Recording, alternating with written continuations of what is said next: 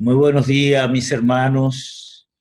Para mí es un verdadero honor, un verdadero privilegio estar con ustedes en esta mañana.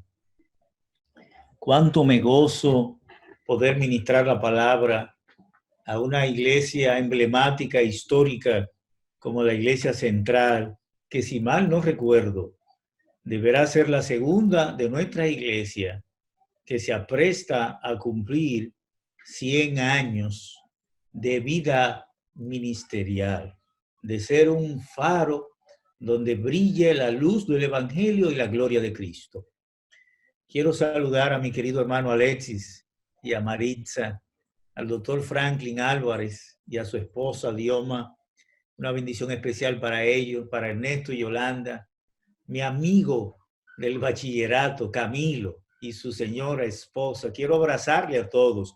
Y en fin, mis hermanos, a toda la congregación, los que me conocen y los que no me conocen, que son la mayoría, quiero abrazarle en el nombre de nuestro Señor Jesucristo. Quiero invitarle a una lectura de la palabra de Dios en el libro de Segunda de Timoteo. Así que, por favor, quiero que todos vayan a la segunda epístola de Pablo a Timoteo en el capítulo 4 y vamos a empezar a leer a partir del verso número 9. Segunda de Timoteo 4, 9. Dice la palabra de Dios de la manera siguiente: procura venir pronto a verme, porque Demas me ha desamparado, amando este mundo, y se ha ido a Tesalónica. Crescente fue a Galacia y Tito a Dalmacia. Solo Lucas está conmigo. Toma a Marcos y tráele conmigo, porque me es útil para el ministerio. A Tíquico lo envié a Éfeso. Trae cuando vengas el capote que dejé en Troas en casa de Carpo y los libros, mayormente los pergaminos. Verso 16. En mi primera defensa ninguno estuvo a mi lado, sino que todos me desampararon. No les he tomado en cuenta. Pero el Señor estuvo a mi lado y me dio fuerza para que por mí fuese cumplida la predicación y que todos los gentiles oyesen. Así fui librado de la boca del león. Y el Señor me librará de toda obra mala y me preservará para su reino celestial. A Él sea gloria por los siglos de los siglos. Amén. Saluda a Prisca y a Aquila y a la casa de Onesíforo. Erasto se quedó en Corinto y a Trófimo dejé en Mileto enfermo. Procura venir antes del invierno. Vamos a tener una pequeña oración. Padre querido, gracias por tu palabra gloriosa. Te adoro, te bendigo, te glorifico, Señor. En tus manos me pongo para que tu Espíritu sea tu siervo de manera tal que brille la gloria de Cristo y que fluya la edificación de tu pueblo. En el nombre de Jesús, nuestro Señor. Amén. Esta lectura de la palabra de Dios es verdaderamente emotiva. Representan las últimas palabras escritas por el apóstol Pablo. Representan los últimos consejos del apóstol Pablo. Con esta última palabra de Pablo, culmina su ministerio y también culmina su vida. Por eso es que estas palabras son tan conmovedoras y nos llenan de nostalgia. Quiero que noten lo siguiente. En el capítulo 1, verso 15, Pablo dice: me abandonaron los que estaban en Asia. En el capítulo 4, verso 10 dice: Demas me ha desamparado. la última parte del verso 10, el 12 y el 20, Pablo dice que los demás hermanos estaban ocupados en su ministerio. Me han dejado no porque lo han querido, sino por circunstancia. Están ocupados en su ministerio. Ahora, el verso 16 es muy triste. Dice Pablo, en mi primera defensa, ninguno estuvo a mi lado. Ha habido controversia sobre lo que significa mi primera defensa. Algunos piensan que se refiere al primer encarcelamiento de Pablo en Roma. Sin embargo, yo pienso como otro que se trata más bien de este último encarcelamiento de Pablo, el último encarcelamiento de Pablo, donde él compareció 2 veces. Es lo que se llama un juicio para conocer los méritos de la acusación. Y luego, si hay suficiente mérito, para entonces remitirlo a un juicio de fondo. Es parecido a lo que se llama, a lo que ha pasado con el juicio de Odebrecht, que ustedes están familiarizados, ¿verdad que sí? Entonces, en esa primera comparecencia de Pablo, en este segundo encarcelamiento, para considerar si había mérito en la acusación, dice Pablo, nadie estuvo conmigo, nadie estuvo conmigo. Todos me han desamparado, todos me dejaron. ¿Por qué desampararon a Pablo? Este segundo encarcelamiento de Pablo tenía que ver con la persecución que Nerón había iniciado en el año 64, después de la quema de Roma. Así que Pablo fue apresado en Troas y llevado a Roma por órdenes del emperador. Así es que en esa circunstancia muchos hermanos tenían miedo de juntarse con Pablo por temor a ser incluido en el expediente y poder ser condenado a muerte. Pablo dice, todos me han dejado. Así es que la soledad es la nota dominante de esta porción de las Escrituras. Encontramos al gran apóstol en los últimos días de su vida solo, completamente solo. Ahora, hermanos queridos, la soledad es un mal contemporáneo mundial. En el Reino Unido, la soledad se ha convertido en un asunto de Estado. En el 2018, la primera ministra británica, Theresa May, anunció la creación del Ministerio de la Soledad, primer país en el mundo que ha creado un ministerio para ocuparse exclusivamente de la soledad. La soledad afecta a 9 millones de personas en Gran Bretaña. En ese país, la mitad de las personas mayores de 75 años viven solos y pasan días y a veces semanas sin ninguna interacción social. Algunas personas han calculado que la soledad es tan perjudicial para la salud como fumarse 15 cigarrillos al día. La soledad aumenta un 30% el riesgo de sufrir complicaciones cardiovasculares y cerebrovasculares. La soledad deprime el sistema inmune y aumenta el riesgo de muerte súbita en un 30%. Así que la soledad es un gran problema y nosotros nos preguntamos, ¿cómo combatir la soledad? ¿Qué remedio tener contra la soledad? En esta porción que leímos, en los últimos escritos del apóstol Pablo, lo último que Pablo nos deja a nosotros como legado es el antídoto contra la soledad. Y de eso yo quiero hablar en esta mañana para todos, la relación como el antídoto contra la soledad. En la porción que leímos, Pablo trata de 4 tipos de relaciones. En primer lugar, la relación de amistad. En el verso 11 de este capítulo 4, y espero que todos tengan su Biblia abierta ahí, dice Pablo, solo Lucas está conmigo. ¿Qué les parece a ustedes? Pablo ha hablado de todo lo que le han abandonado y dice, solo Lucas está conmigo. Pablo y Lucas aparentemente se conocieron por primera vez durante su segundo viaje misionero. Ustedes recordarán que Pablo no sabía dónde desarrollar su ministerio en el segundo viaje misionero. Había probado muchos lugares, pero el Espíritu Santo lo bloqueó.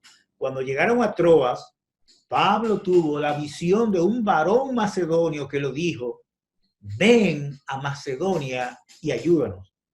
Y por primera vez en el libro de los Hechos, en el capítulo 16 y verso 10, aparece la primera persona del plural. Dice, procuramos, indicando que el autor de los Hechos se incorporó al ministerio de Pablo a partir de los Hechos, capítulo 16, verso 10. Procuramos, la primera persona del plural. Ahora, entonces Lucas acompañó a Pablo durante todo su segundo viaje misionero y lo acompañó en su tercer viaje misionero.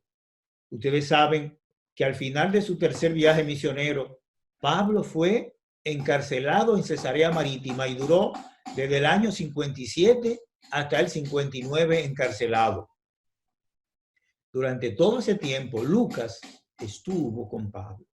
Cuando Pablo apeló a Roma, al emperador, y se decidió su traslado a Roma, en el capítulo 27 del libro de los Hechos, dice que se decidió que habíamos de partir. De nuevo, se incluye el verbo en la primera persona del plural. Y el verso 2 dice, embarcándonos, y agrega, zarpamos, de tal manera que Lucas, estamos con Pablo en Cesarea Marítima, y cuando tomaron la nave en Sidón para partir hacia Roma, Lucas acompañó a Pablo durante todo ese viaje a través del Mediterráneo hacia Roma. Cuando llegaron a Roma en febrero o marzo del año 60 después de Cristo, Pablo sufrió arresto domiciliario y Lucas estuvo con Pablo durante esos 2 años de su prisión en Roma. Ustedes recordarán que mientras Pablo estaba preso, escribió 4 epístolas que han sido llamadas las epístolas de la prisión: Éfeso, Filipenses, Colosenses y Filemón. Y en 2 de estas 4 epístolas, Colosenses 4:14 y Filemón 24, Pablo dice, le manda saludo Lucas, el médico amado. Ahora, después que Pablo fue liberado en Roma, volvió a ser encarcelado. Y en este segundo encarcelamiento, el de mayor riesgo, cuando Pablo estaba solo, abandonado, porque los demás lo habían abandonado por temor, Pablo dice, solo Lucas está conmigo. Qué maravilloso. Así que en Roma, en su segundo encarcelamiento, en medio del gran peligro que él podía sufrir, dice Pablo, solo Lucas está conmigo. Qué maravilloso. Hacía 15 años que Pablo había conocido a Lucas y que Lucas se había unido a Pablo. Y durante 15 años fueron amigos inseparables. Solo Lucas está conmigo. Hermanos queridos, hoy, cuando miramos hacia atrás y pensamos en aquellos amigos de la infancia, de la adolescencia, de la juventud, de la adultez, amigos con los cuales nos hemos distanciado. Nos hemos distanciado por el afán, los múltiples compromisos, las responsabilidades estas que han marchitado el árbol de la amistad que otrora era frondoso. Creo que es un tiempo para hacer una reflexión y rescatar a aquellos amigos que tal vez hemos descuidado. Salomón escribió, en todo tiempo ama al amigo y en tiempo de angustia es como un hermano. Proverbio 17:17. Y Salomón agregó, no dejes a tu amigo ni al amigo de tu padre. Es decir, conserva, valora a los viejos amigos. Yo creo que estamos viviendo un tiempo donde tenemos que reflexionar en aquellos amigos de antaño a los cuales nos hemos distanciado. No sabemos cuándo podemos necesitar un Lucas. ¿Cuándo podemos decir, Solo Lucas está conmigo. Hermano querido, identifica tu Lucas y búscalo. En segundo lugar, Pablo habla de la relación familiar. En el Nuevo Testamento solamente se menciona de manera segura un solo familiar de Pablo, que es su sobrino, tal como se menciona en los Hechos 23:16. En Romanos capítulo 16 parecería que se menciona algún pariente de Pablo, pero el único seguro es su sobrino. Ahora, yo creo, para mí, mi conclusión es que Timoteo llegó a ser ese verdadero miembro de la familia de Pablo. Timoteo posiblemente se convirtió en el primer viaje misionero de Pablo cuando Pablo visitó por primera vez a Listra. En su segundo viaje misionero, cuando Pablo regresa a Listra, los ancianos, los líderes, le dan una referencia incomparable acerca de Timoteo.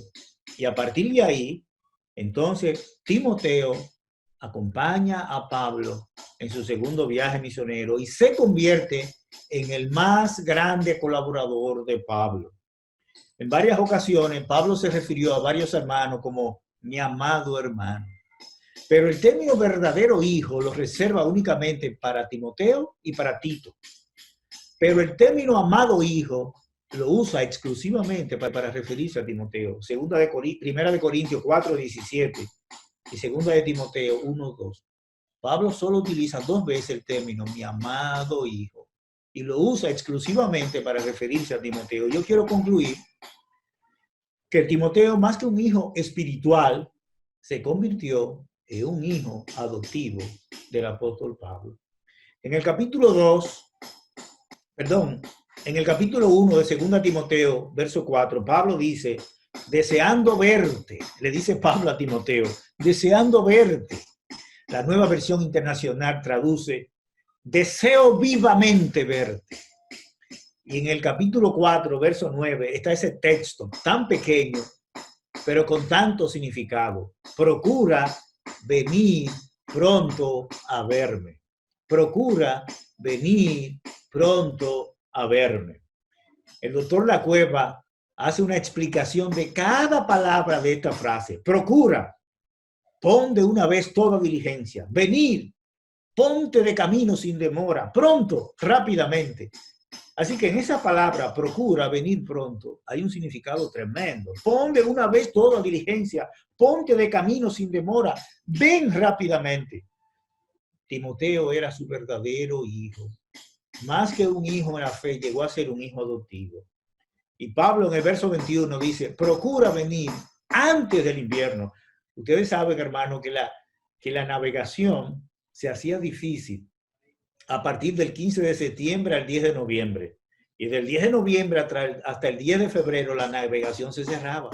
Por eso Pablo le dice, procura venir antes del invierno. Porque si te coge el invierno, no vas a poder venir en este año donde yo te estoy esperando. Ahora, hermanos amados, esta pandemia posiblemente nos ha hecho valorar más a nuestra familia. Los esposos, creo que tenemos que aprender a valorar mucho más a nuestras esposas. Y nuestras esposas tienen que aprender a valorar mucho más a sus esposos. Hace una semana salió en los periódicos una publicación que tal vez ustedes leyeron acerca del actor Andy García. Este hombre se ufanaba durante toda su vida de haber tenido 1,600 mujeres. Los periodistas le preguntaron, ¿y cuántos hijos tuviste? Dice, yo no sé, pero puedo hablar de 5, y lo mencionó. Este hombre tuvo muchas mujeres y muchos hijos, pero nunca se ocupó de sus hijos, ni se ocupó de sus mujeres, de sus esposas. ¿Qué dice el periódico? El que tuvo 1,600 mujeres hoy se encuentra solo, completamente solo. Sus hijos dicen, él nunca se ocupó de nosotros. Hoy nosotros no nos ocupamos de él. Hermano querido, ¿hay algún pensamiento impío en tu mente? ¿Qué piensa de tu esposa? ¿Está descuidando a tu esposa? ¿Ignora a tu esposa? ¿Te aísla de tu esposa? ¿Hay un pensamiento impío en tu mente? ¿Acaricia la posibilidad de un divorcio? que el Señor reprenda ese pensamiento. Confiesa ese pecado delante del Señor y comienza a valorar a tu esposo. Hay hombres que cuando están en la cúspide de su vida, bien parecido y saludable y lleno de dinero, abandonan a la esposa de su juventud. Pero de repente hay una enfermedad que les sorprende. Y como dice el dicho, la vida tiene sorpresa. Sorpresa tiene la vida. Enferman, empeoran, empobrecen y ahora quieren buscar a la esposa abandonada para que le sirva de enfermera. Ocúpate de tu esposa ahora, hermano querido, porque no sabe cuándo la va a necesitar. En estos tiempos de cuarentena, vamos a valorar a nuestras esposas. Y esposa, vamos a valorar a nuestros esposos. Vamos a estrechar los vínculos matrimoniales. Ahora, hijos, es tiempo de honrar a los padres, de honrar a tu padre con una llamada, con una visita, con una ayuda. Es tiempo de acordarnos de esos viejos. Hace muchos años, una amada hermana llamada Doña Juana de la iglesia de Villa Juana, esta hermana estaba sola, pero la iglesia nunca le abandonó. La iglesia siempre le visitaba. Los días de la madre y día de Navidad, ella siempre sacaba una foto de su hijo y decía, hermano, mi hijo hace muchos años que se fue a Nueva York, pero no se ha olvidado de mí, nunca me ha vuelto a llamar. Y aquella hermana que no fue abandonada por la iglesia, murió esperando la llamada de su hijo, que nunca llegó. Hijo, toma el teléfono, toma las redes y en estos días de cuarentena, dale calor a ese viejito, a esa viejita. Iglesia, acuérdate de tus viejos en estos días de reclusión domiciliaria. Hermanos, vamos a estrechar los lazos. Vamos a comunicarnos unos con otros. Es tiempo para rescatar los vínculos familiares. En primer lugar, Pablo nos dice que la primera relación para combatir la soledad es la relación de amistad. Solo Lucas ha estado conmigo. Segundo, la relación familiar. Pablo le dice a Timoteo, procura venir pronto a verme. En tercer lugar, tenemos la relación con las Escrituras. En el capítulo 4, verso 13, Pablo le dice a Timoteo, cuando tú vengas, tráeme el capote que dejé en Troas, en la casa de Carpo, y los libros y los pergaminos. Fíjense ustedes, a Pablo se le quedó su capote, los libros y los pergaminos en Troas. Por eso se piensa que en este segundo encarcelamiento Pablo fue apresado en Troas. Estaba en Troas cuando llegaron la guardia romana y lo apresaron para transferirlo a Roma. Y como el apresamiento fue abrupto, se le quedó el capote, se le quedaron los libros y los pergaminos en la casa de Carpo en Troas. Ahora, ¿qué era el capote? El capote era una vestimenta exterior larga que se utilizaba para combatir el frío, para arroparse. Los libros, Biblia en griego, eran los rollos de papiro. Y los pergaminos era un documento de especial valor. ¿Qué contenía esto?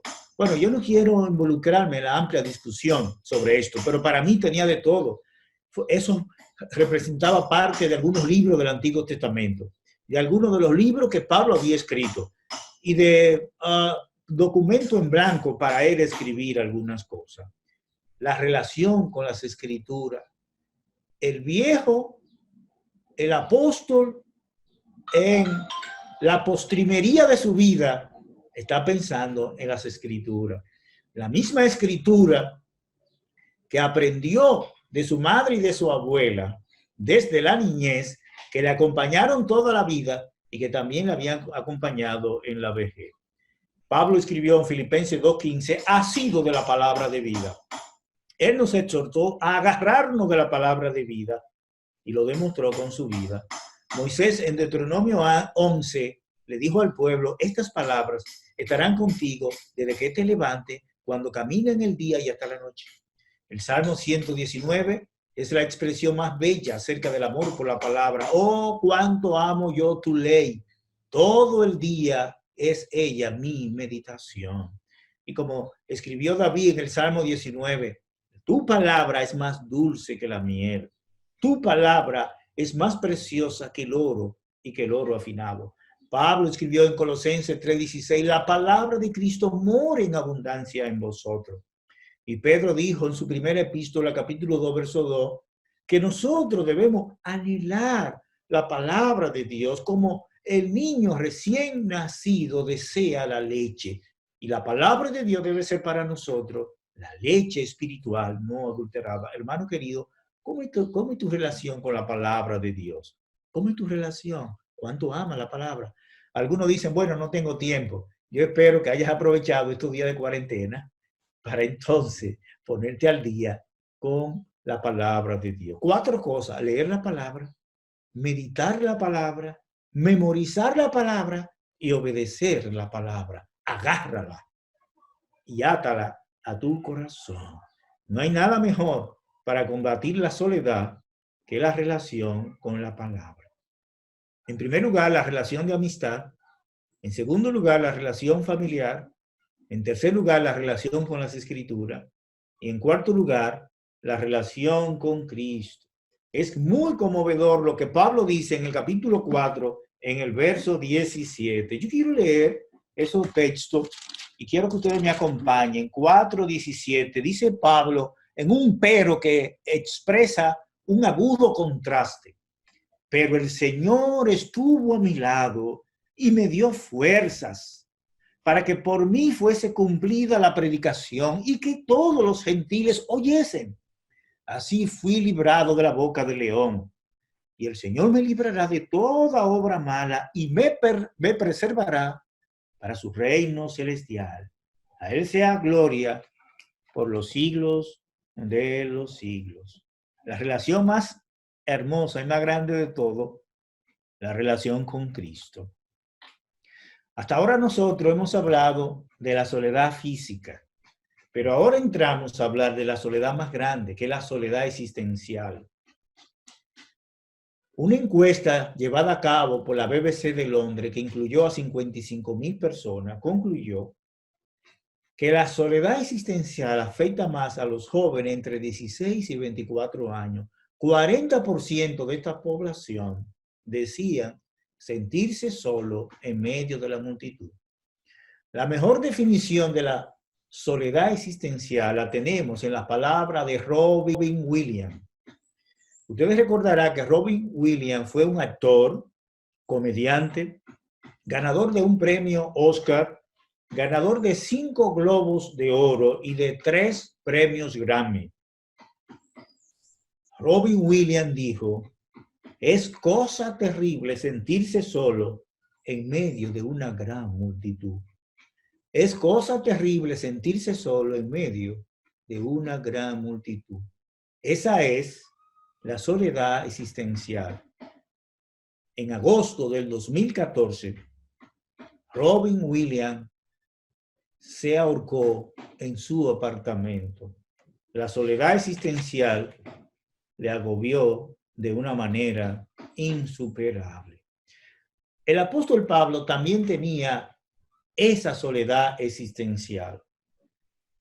Y él quería llenar esa soledad existencial en los comienzos de su vida, antes de él conocer a Cristo. ¿Y cuáles fueron los medios que Pablo utilizó para llenar su soledad existencial? Para llenar ese hueco profundo que hay en su corazón, para llenar ese vacío en el centro de su pecho. Él apeló a sus méritos. Apeló a sus méritos raciales. Pablo decía, yo soy de la tribu de Benjamín. Yo soy hebreo de hebreo. Yo soy del linaje de Israel. Él apeló a su mérito religioso. Él decía, yo pertenezco a la principal religión de los judíos, los fariseos. Él apeló a sus méritos morales. Él decía, en cuanto a la ley, soy irreprensible. Él apeló a su celo religioso. En cuanto a celo, yo soy perseguidor de la iglesia. Pablo apeló a sus méritos académicos, porque Pablo era un erudito y filósofo.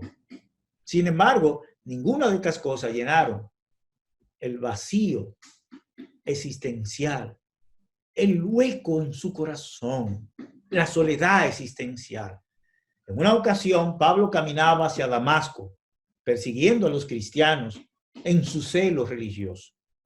Y mientras iba a Damasco, el Cristo resucitado, nuestro Señor Jesucristo, el Santo Hijo de Dios, se le apareció a Pablo con todo el fulgor de su gloria. Y Saulo el perseguidor fue sumergido en la gloria divina de Cristo. Y cuando resplandeció en él los rayos refulgentes de la gloria de Cristo, brilló en su corazón su gran pecaminosidad. Y él se dio cuenta cuán miserable y pecador era. Y fue el momento donde cayó de rodillas frente a Cristo, abrió su corazón y le dijo: Señor, ¿qué quieres que haga? Fue el momento donde Pablo rindió su vida a Cristo, donde Cristo llenó su corazón y llenó ese profundo hueco que había en su ser, llenando así su soledad existencial. Pablo dice: fue el momento más maravilloso de mi vida. Todo lo que para mí era valioso, todos mis méritos humanos que eran valiosos para mí, ahora lo considero como basura, como estiércol. No sirve para nada ante el incomparable valor de Cristo Jesús, mi Señor. Jesús llegó a ser para Pablo el tesoro incomparable de su vida. Y eso fue en el año 33. Ahora, cuando Pablo escribe a los hermanos de Filipo, en su capítulo 3, verso 8, 30 años después de él haber conocido a Cristo, Pablo dice: y aún, noten la palabra, y aún, 30 años después, Cristo era para Pablo el valor supremo de su vida. Cristo era el mayor tesoro. Cristo era el tesoro incomparable. Ahora, no solamente 30 años después, cuando él escribió a los filipenses, Pablo decía: Cristo para mí es mi mayor tesoro, sino que cuando escribe a Timoteo, 35 años después de su encuentro con Cristo, Pablo dice: pero el Señor estuvo a mi lado y me dio fuerza. Cristo todavía al final de su vida seguía siendo el tesoro incomparable. No sé, hermano querido, ¿cuántos años tú tienes en el Evangelio? ¿10, 15, 20, 30, 40, 60? ¿Qué es Cristo hoy para ti? ¿Es Cristo tan precioso como lo fue el primer día? ¿Ama tú a Cristo hoy como aquel primer amor? ¿Es Cristo tan valioso como aquel día cuando te encontraste con Él? Pablo lo dice así: el Señor estuvo a mi lado y me dio fuerza. Yo quiero que ustedes reparen en esa frase: me dio fuerza. Yo no sé absolutamente nada de griego, pero los hermanos que saben de griego dicen que el término utilizado aquí, me dio fuerza, es el verbo en griego endunamó. Ese verbo aparece 7 veces en el Nuevo Testamento y todas están relacionadas con Pablo. La primera vez que aparece este verbo endunamó es en los Hechos, capítulo 20, verso 22, el día, la ocasión cuando Pablo tuvo su primer encuentro con Cristo. Dice la Biblia de las Américas, Hechos 9:22, Saulo seguía fortaleciéndose. Y la Nueva Versión Internacional dice: Saulo cobraba cada día más fuerza. Ahora, la palabra en el griego es endunamó, que significa Pablo fue revestido de poder. Me gusta más la traducción literal, endunamó, revestido de poder. Lo que Pablo está diciendo: cuando yo me convertí y tuve un encuentro con Cristo, Cristo me revistió de poder. Endunamó. Es el mismo término que se utiliza en el texto tan conocido de Filipenses 4:13. Todo lo puedo en Cristo que me fortalece. Todo lo puedo en Cristo que me endunamó. Todo lo puedo en Cristo que me reviste de poder. En el inicio de su vida cristiana, a lo largo de su vida cristiana y al final de su vida cristiana, Pablo fue revestido de poder al tener una relación con Cristo. Una relación con Cristo que fue como la luz de la aurora que cada día iba en aumento. Ese hecho de ser revestido del poder de Cristo Fue lo que le dio el poder para proclamar el evangelio ante una multitud hostil. Fue el que le dio el poder para soportar la oposición, para soportar la molestia del arresto y de una cárcel fría y solitaria, para soportar el dolor de la soledad y del abandono.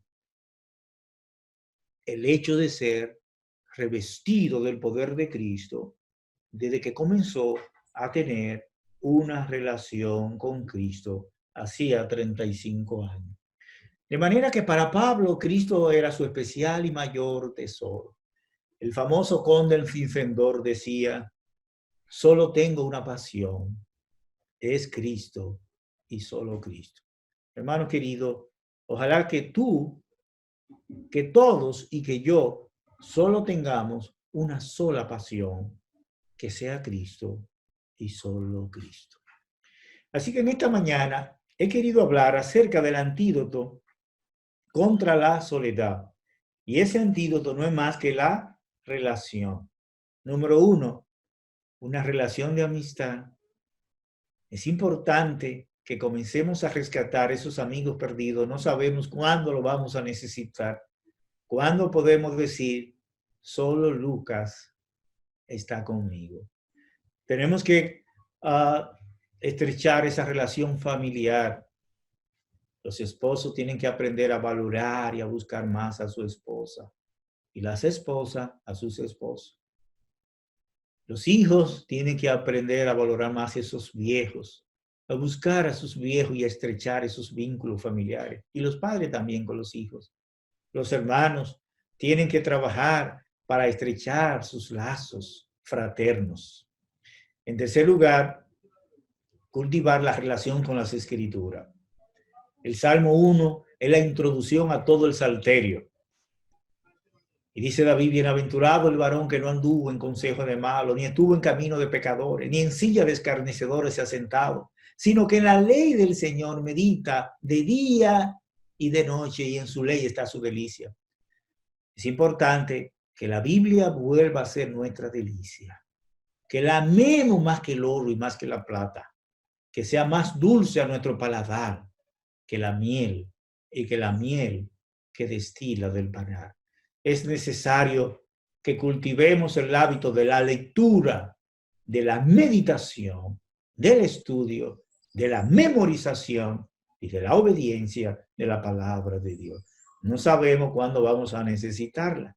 Muchas veces la memoria falla y le quiero decir a los jóvenes que las cosas que ustedes van a recordar cuando lleguen a la edad nuestra es la que aprendieron en la juventud. Aprovechen la juventud para memorizar las Escrituras, porque luego la vejez se hace un poco más difícil.